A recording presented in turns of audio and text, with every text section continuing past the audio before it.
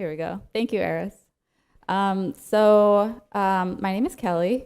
The reason we played Rocky and the reason I ran up here is because I made the mistake of asking if any of the other speakers wanted to go for a run with me.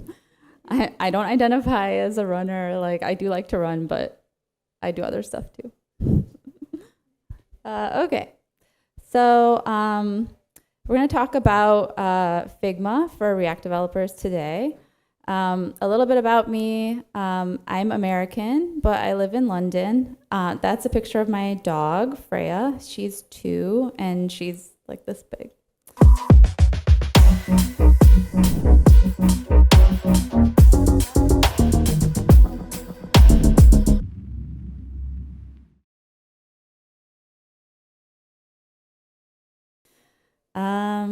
Cool. My Tumblr, I work at Tumblr, so I have to share my Tumblr, which is moonwalking with no I. And then my Instagram is also there if you want to follow me. Cool. So about you. Can I get a show of hands if anybody in here is a front-end engineer? Okay, like 2/3 maybe. Any mobile devs? Ooh, couple, few, nice. Okay, any designers? So all of you who said you don't like your designers, whoops. Any other roles? Yeah, what are you? Team lead, nice. Okay, cool. And then how often use Figma? So who has never used Figma? 2 people, nice, welcome. How many have used it like once or twice, here and there, couple, few? A lot, like a few times a week? Okay, and then who's like, Figma is what I do all day long? Awesome, cool. So pretty split if you weren't looking around. Okay, so this is my outline. I also put the slides up online, so if you want, you can follow along. So we're going to basically have 3 sections. So we're gonna talk about jumping into Figma as an engineer, like the actual like experience of it and some of the pains that I have had, and then some of the things I've learned along the way. And then we're going to take a step back and look at more Figma primitives that a designer might use and how that ties back into web and React concepts. And so maybe knowing that, we can be a little bit more effective as front-end engineers using Figma. And then lastly, we'll close with a few of my favorite plugins and other Figma properties. By the way, I know we didn't have a long break, so if you need to pop out to use the bathroom, I won't be offended. Okay, and then just to explain a little bit before we go through all of this, some of the things that I'm going to talk about are available in free. Some are only available as a dev seat, or are available as a dev seat but not free, and then some are designed. So editing a file, I haven't been able to do at my work. Like, I don't know why I don't have the right permission, but I can only use dev mode. But on the free tier, there is no dev mode. So some of my screenshots are like work screenshots because that's dev mode. There we go. Okay. So I've been a software engineer, like a front-end engineer, since about 2012.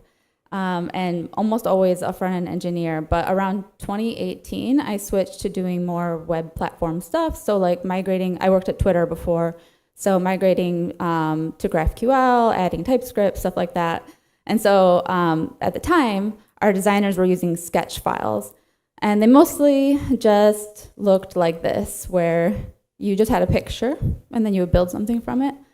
And then several years later, I came back to front end, and somebody gave me a Figma file, and I was like, what is this? Like, this is super complicated. This was like one screen out of like a bunch of screens. And then also there was a sidebar, and if you click anything on the left, then suddenly there's a whole new set of like all of these nodes. So I found Figma extremely overwhelming to begin with, especially compared to Sketch, where you might just have like, I basically just always had a measurement tool and a color dropper, and that was like my tool set. And so now Figma, a lot of the stuff that the designer has designed for us is encoded in the file, and you have to be able to find it. So now there's this new world where we have, instead of just asking the designer for red lines, now we have to like depending on how your designer uses Figma and what features of Figma they use, you have to work backward to get that content out if you don't want to just bother them all the time. So quickly we'll go through the sort of what the Figma pieces are. So the centerpiece is called the canvas, and this is where all of the actual like UI will live. On the right, we have the properties panel, which is going to be contextual to whichever element you have selected. And then on the left, navigation panel, and then we have this toolbar.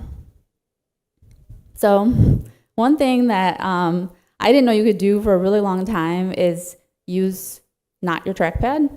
So I sit at a desktop computer with a mouse, and my MacBook sits over to the side. In the past, I would always like reach over to like 2-finger move around or pinch and zoom and stuff like that. But actually everything you can do with a mouse. And I learned this the hard way when my screen broke. And so I had to use an external monitor. But if I had this guy open, then I couldn't see all of my apps. So I had to learn how to do this with a mouse. So I'm gonna enable shortcuts so you can see what I'm doing. So if you hold the H or the space key, and then you have now the hand cursor, and so that will let you move around. You can also zoom with the mouse. So Command plus, obviously, and minus, but that jumps like a lot, like double or half. But if you have the mouse wheel, you hold Control, you can also zoom that way. And then my favorite ones are Shift 1 and 2, which will jump you like into the full view of the canvas, or Shift 2 will focus you on a single node. And then all of these zoom features are also available in the toolbar. Following someone is very cool. I find that this comes up a lot for my team when we're in a meeting and our project manager or somebody else is running the meeting, but the designer wants to show us something. And so it's really useful for the designer can spotlight themselves, or you can click on them to follow them around. So they can be talking and you can all be seeing the same thing. And then you can also spotlight yourself, or you can choose to follow somebody, which is pretty cool. So I'm gonna pop out real quick.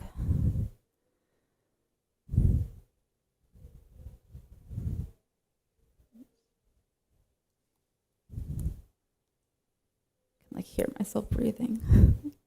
Okay.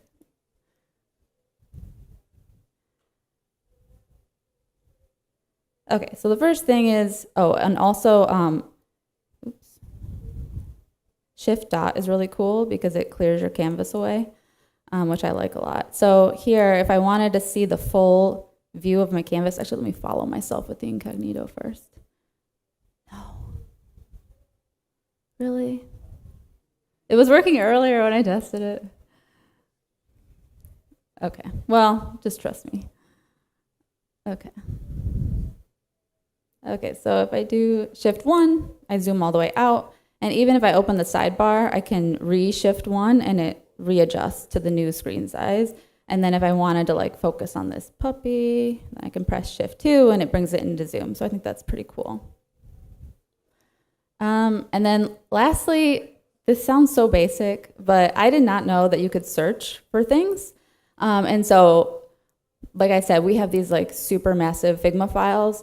And so you can search in the sidebar and it will search not only like the names of labels and things like that, but also the content. So if you're like, I remember there was something about Apple Pay or something, like you can search in the sidebar and it like really reduces the number of places you have to go search. So I find that super useful, and you can filter by page. So on my team, we have like 6 teams working on the same Figma file, but we all have our own page. So that's useful. Okay. Extracting text and images. We do this a lot. It's not that hard, but you can do it a little bit more efficiently. So by and large, when I'm grabbing text, I used to go try to like click, like double click, try to get into that left sidebar and grab the text and Control C. But also if you grab the right node, there's also over on this side, there's a little, on the right sidebar, there's a content panel. So you can copy it that way. And then this one I think is really good because previously, I don't know if other people did this too, but my workflow for grabbing like icons or SVGs was to drill into the sidebar like this and try to like, okay, I've got like a house. Let me try to double click. Okay, I think I've gone too far deep. Maybe like you select like an individual arrow or something. So normally I would do something like this and right click and then like copy as SVG and then like go to Google and search SVG preview to make sure I've got the right thing. It's like very extra. But actually there's a sidebar over here where you can preview. And this is extra useful in my opinion. Well, you can change the size. So if you want it bigger or smaller, you can change the aspect ratio or the size, yeah. But the thing that I think is actually more useful is knowing that you have the right node selected, which is why I used to go use SVG preview. But actually, like if I wanted the house with this normalized size around it, so like here it's 40 by 40, but if I click here, it's 15 by 14. And that is a different aspect ratio from this person icon, which is 19 by 15. So probably what I want is actually this layer. So it's really nice to be able to preview that right in Figma. Okay. So as far as extracting styles, this is probably one of the things that I think we all do the most. And you're probably also familiar with this concept of clicking around, trying to find the thing that you're looking for in the sidebar, and then see if you can figure out what on the right has the value that you need, like the gap, the padding. So you're clicking over here, and then you're looking over here to figure out like, okay, this is 16 pixel on the sides and 10 in between or whatever. So you're clicking around. But this sort of depends on how your designer has decided to use the Figma components. And so you need to know like, sometimes you just need to know like what is the actual distance between two things, regardless of like which level, which layer, which frame you're hovered on, because they might have 8 on the inner frame and then 8 on the outer frame. And so now you need to figure out that actually the total is 16 based on my div, my markup. So sometimes like that sketch file, sometimes it's actually nice to just have the red lines. So one of my favorite tips is option and hover. And so here, if like we wanted to see, what's a good one? We want to see like what is the distance around this house icon and in the stuff around it. Then you can option and hover and you get some red lines in here. But then even cooler is that if you aren't seeing the red line you care about, for example, I want to know how far is it to this search, you can option and then hover your way over to the next thing that you care about. Of course, it's not working. There. So now you can see it's very tiny, but that's 31 pixels. And so when you're hovering with option, then you can kind of get some of these red lines that maybe are more useful than those values in the sidebar, depending on the way that the designer has laid it out. And then one other thing that's pretty cool is that, I don't know if you all have experienced this, but sometimes you're trying to get access to a node and it's like not working, like you have to click and then you're like, okay, double, oh, too far. So if you command click, that will grab the thing deepest under your cursor. And so that can be useful to click like right into like text or whatever where there's a few different layers and you want the innermost.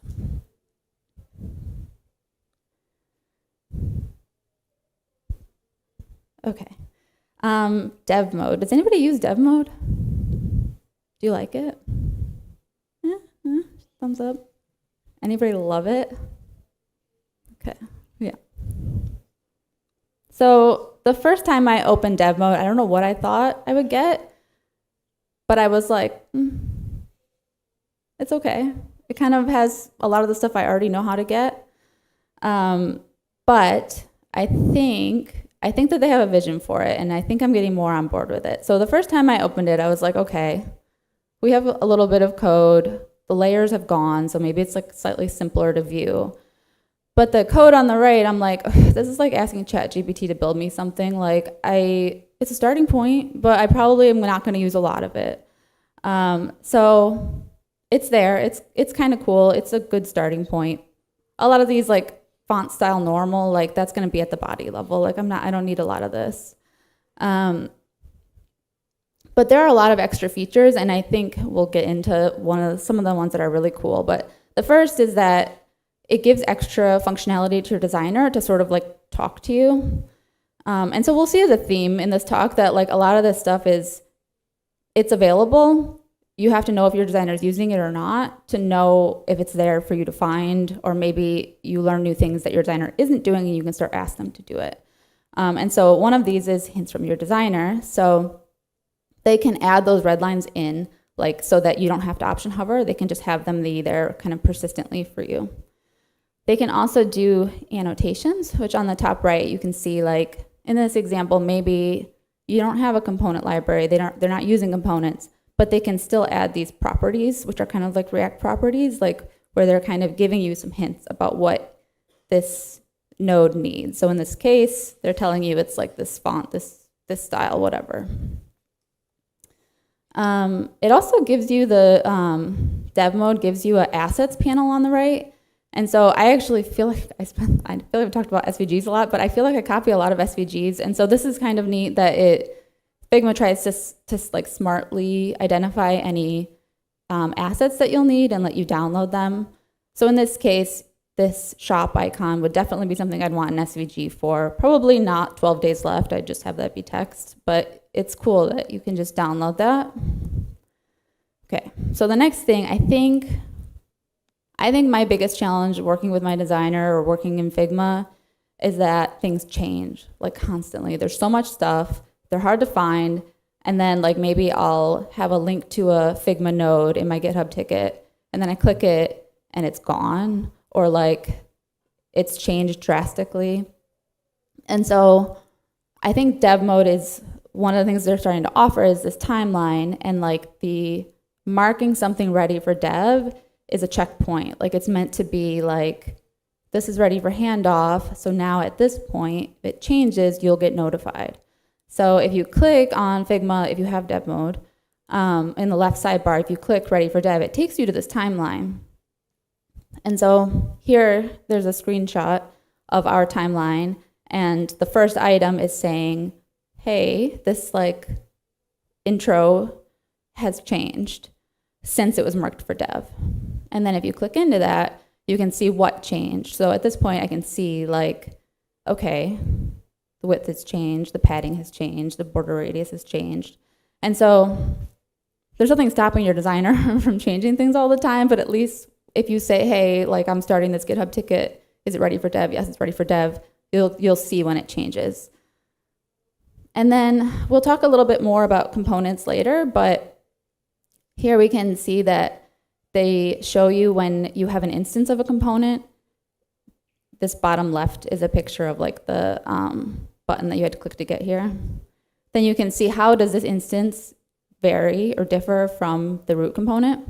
And so I happen to know that in this case, this is like, I can infer that this is like tablet mode, like this is like a narrower mode. And so we've just changed the dimensions a little bit. Okay. And so this is the last thing in dev mode that I'm going to talk about. And I was pretty surprised when I saw it. So basically, if you have a component open, and we will talk about those more later, then you get access to this thing called a playground. And so all of these properties of the component you can toggle. This looks super familiar, right? Does this look familiar to anybody? This UI with like toggles, you can see things. It's like Storybook. It looks exactly like Storybook. So we built on Tumblr's web app, we built a story component for notifications like a year ago. And then this is like a work in progress Figma file. And so our designers are trying to create a design system component for it. And so it's kind of cool to see that like we did this on the web, but now we have the more like official, like this was essentially our Storybook is documentation of what already existed. Like this is just how things had evolved over time. We tried to put it in Storybook just so people could easily kind of see what's available. But now we're going to have like more official component. And so ideally these would kind of match, right? So I think that's pretty cool. Okay, that's the end of section 1. So now we're going to take a step back and learn a little bit more about some of the building blocks in Figma and how we can use that knowledge to sort of see what to look for in the file that may help us save a little bit of time when putting things into code. I'm going to throw a lot of words out like variants and frames and things like that. So I've added like categories. This is not Figma's categories. These are just like my mental model of thinking about things. So when I throw these terms at you, you can maybe have that same mental model. So there are things like pages and stuff that's all about just like how the designer's laying things out in the file. And then we have design tokens like styles and variables. Those are like reused, but they don't form the actual nodes. And then we have those actual UI elements that we'll talk about. So here we have on the left organizational components. So we've seen pages, like that's where on the left sidebar you can kind of see like a fresh canvas per page. So it's like a macro way of organizing content. Sections would be within a page. They also can be marked ready for dev, which is cool. And then groups are just like you can move stuff around together. So those are like the main organizational components. So yeah, we saw pages here. And then for reusable components, reusable concepts, styles and variables are kind of confusing. You don't necessarily need to know them, so we're going to breeze through styles a little bit. So from what I understand, styles are kind of being replaced with variables, which are, I think, still technically beta. But styles can be more complex values, but they lack other functionality. So these composite values like gradients are continuing to exist as styles. And you'll see when something is being used as a style, like when you see something like you're selected on text or a border or whatever, and you see like something like this, like primary 800, you can tell that that's a style. But variables are kind of, I think, more important for us. And these are reusable values like tokens, like numbers like padding and like other spacing related variables, and maybe our color palette, Booleans, strings. Those are the 4 types. But then they also support modes. So this isn't the free version, so I don't actually get a second mode. But if I did, I would have maybe light mode and dark mode. So I could see like, okay, my secondary 400 is like fuchsia in light mode, but maybe it's like, I don't know, some darker pink in dark mode. So I'm going to jump into a little exercise.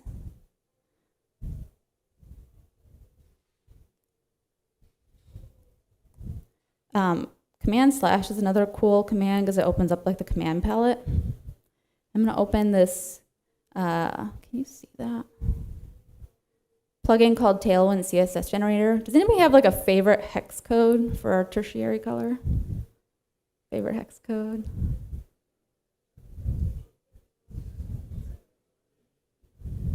You say EEE? BDEEFF? 3FF. Okay. Wait, is this one already in here? All right, I'm going to use one. Okay, we've got green. So this is a cool component that gives you like a spectrum of color. And so you can also click like generate a style guide, and I'm going to create variables. So this always puts it in the wrong spot.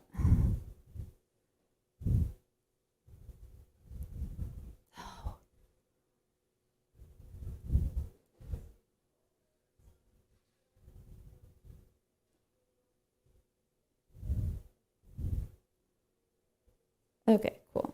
So we've got a bunch of new colors. They also exist as variables, which we'll be able to see by opening the sidebar back up. Sidebar.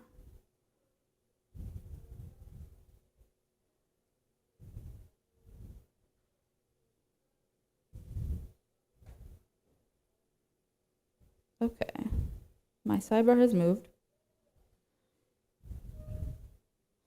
All right.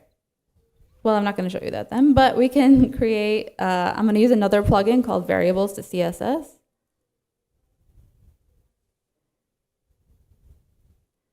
So this is a cool plugin that lets you export CSS values of your variables.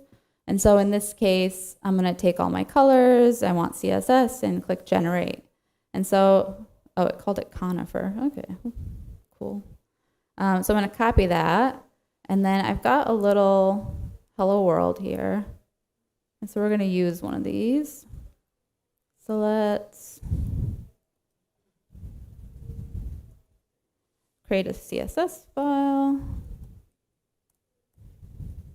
Now it's in here, and I'm just going to paste these. And then over here, I've already imported it. So now we should be able to grab conifer 400, sure. And we're going to make the text color that.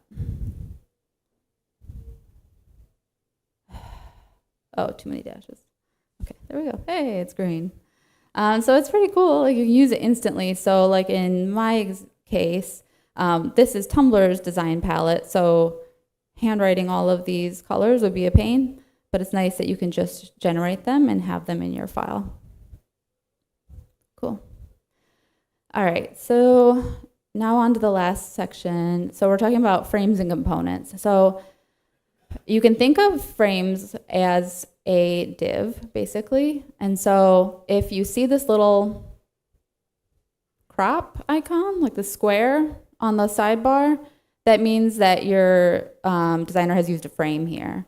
And so the important thing to know about frames is that they're sort of like divs. And so if your designer has decided to apply auto layout, they have essentially applied display flex to that component. And so auto layout has this little icon here. And so this is useful to know because, like, if your designer is code savvy, or if you can show them how to do this, then that code export that you see in dev mode is more useful, because now, based on how they position things, you're going to get better output. And so this is like a really simple Figma file that shows the different layouts. And so, like, here we've got this guy over on the side. I wish it was bigger. Okay. So you can see here that, like, if we select this, then you can see that this is essentially changing it from display column to display row. And then we've got this guy over here. And so this is like our justify content. Like, is it centered or is it spread out? And so you can see that is over here. And so we've got, instead of having auto, which would spread everything out, we've got 20 pixels. And then we have to put it back in the middle. So that is a useful thing to know, because you can see, like, this parent has this little icon here that means it has been applied auto layout. All right, and then lastly, the big one, components. So as React developers, components come very naturally to us, which is fabulous. So components have properties. Like here we might have a title, a description, an avatar URL, something like that. And then once a main component has specified, like the source of truth, then we can have instances of these. We can also have variants. So I'm going to jump into our file. So I defined this chat component. And so this is like at Tumblr, we have these as a separate design system file. So if my designer has used a bunch of these like chat rows, then when I click on them, I've lost my sidebar, which is very frustrating, but I'll show you it on the other slide in a sec, that we could, where's the sidebar? We could toggle this so that, like, this is a variant that is called compact. It has less padding. It has no image in it. So we could toggle that on and off, which is where that playground view comes from, to have all those toggles to see things. And so, and then also, so this component has a title and a description, which we can then customize those text fields just like props.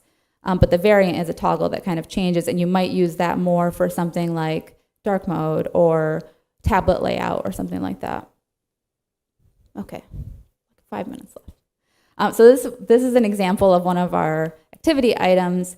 And so the cool thing about this is that this is an instance, but then you can see that the icon is like this diamond, and you can see that it links to the root. And so it's very useful to be able to go see, like, okay, my designer has put a few of these elements in, but they represent something more, like what are all the possible things that I might actually want to be able to support here. Okay, and so here, like we talked about, like this might be a good case for variance because I know that this layout is not specific to this page. The designer has put this like skinnier version in. This is actually relevant to screen size. So we might want to encode this as like a prop or some context or something like that, as opposed to giving like special CSS to this one page to make these look different. Okay, we're gonna breeze through some of my favorite plugins. Tailwind we saw. Content reel is very cool. It allows you to quickly swap in like splash content or like other content. So here I've got some avatars. So maybe I just want to swap one of these out. I can search content reel, and it just gives us a bunch of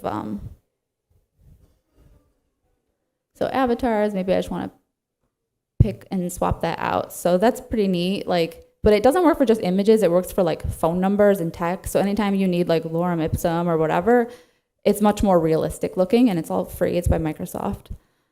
And then similarly, this is like one called Splash.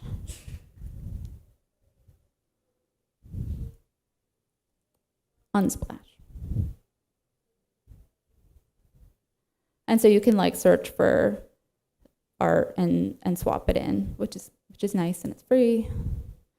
And then Figma for VS Code. I'm on the fence about this one.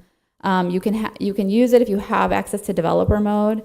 I thought I had a video here, but I must have accidentally deleted it. So it basically opens your whole like if you have access to it, then you'll have like a open in Figma. Oh, here it is. You'll have this open in Figma, and then it really like opens a mini Figma in your editor. I was sort of hoping it would open just like the node I was looking at to keep things really simple, but actually it's the entire canvas. So it is cool. It has things like a properties tab, like all that stuff can be right in your editor, so you're not going back and forth. And then it has this assets panel as well, and you can download stuff. So it's neat. It's kind of a lot, so I think I'm still on the fence about it. Prototyping, I'm running out of time, so I'm just gonna say prototyping is something cool you can do. I think this is most useful because if I was thinking about doing something as a developer, I'm gonna create React app, and I'm going to use Tailwind, and I'm going to use Material UI, whatever, and I'm going to get boxed in like immediately. So I like the idea that this allows you to do an actual demo with Figma so that you're staying in that sort of creative phase longer instead of jumping straight into code and immediately making an app that looks like every other app that you've already made. So yeah, we also use it at Tumblr a lot for user research, especially for information architecture type stuff. So we'll have like a layout, and then we'll make, it's really for about like interactions and like flow. So tap targets, like you can say, like show where these navigation items would go, and then in a user research session, ask the user, like, can you send a DM? And so you can kind of see what things they click on and whether they're able to navigate or not. FigJam is very cool. We use it for retros all the time, but it really emulates this like post-it experience, which I really like. And then it has a built-in timer with music, which is cool. And then the stamp tool, including one with like your picture, which is kind of neat. But it allows you to do things like +1 or vote on things. And then lastly, I use Figma Slides, which is in beta, but I wanted to just walk you through like the cool stuff about it. So it's a canvas, which is really neat. Like I find that visual layout of like the order of my slides and like what topic each row is like a different kind of train of thought. So I like that a lot. It's got some cool features. I didn't use a lot of them, but it has AI built in. So this is my talk abstract, and I was like, oh, what happens if I want to make it more casual and shorter? And so it auto rewrote it for me, which is kind of cool, I guess. It's Figma, so if you have like a design system built into your slide deck, then you could shuffle the styles. It automatically changed my text to be accessible, which I really liked when I switched the color of the arrow.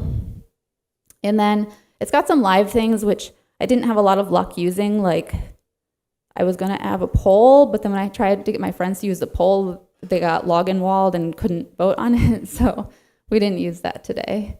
And then it has some of the other Figma features, like you can embed a prototype, you can embed your designs, and then we also have that sharing the spotlight, follow me type thing. Okay, that was a lot.